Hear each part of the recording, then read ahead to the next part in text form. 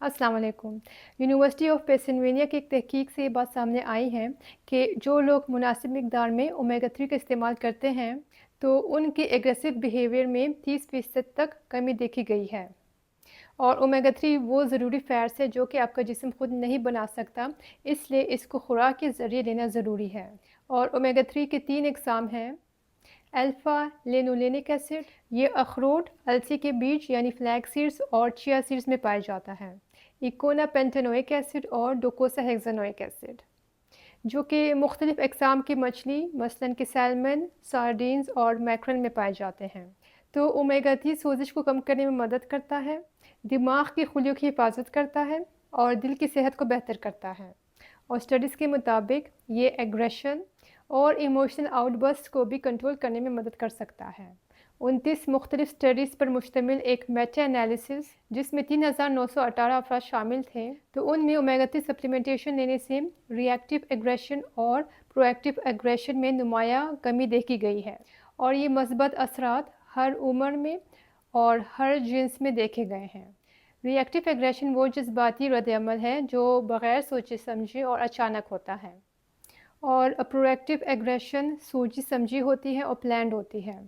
और ये रवैया अक्सर जराइम पेशा जहनीत, साइकोपैथी और सोशियोपैथी में पाया जाता है।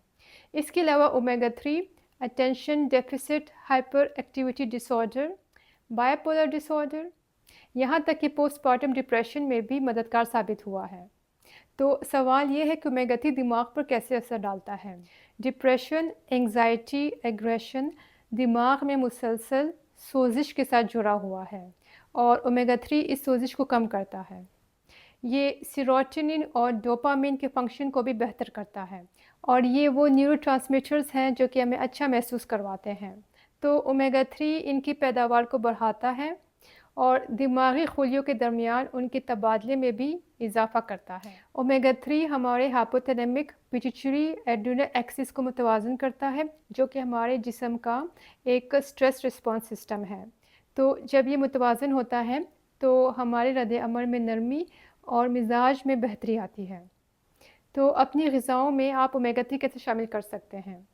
मुख्तलिफ़ अक़साम की मछली मसलन कि सैल्मन, सार्डिन्स, एंचोवीज़, मैकरल का इस्तेमाल कर सकते हैं हफ़्ते में 2 या 3 दफ़ा। इसके अलावा अखरोट, चिया सीड्स, अलसी के बीज, एक्स्ट्रा वर्जिन ऑलिव ऑयल, एडमामे और फोर्टिफाइड अंडे और फोर्टिफाइड डेयरी में भी ओमेगा 3 शामिल है।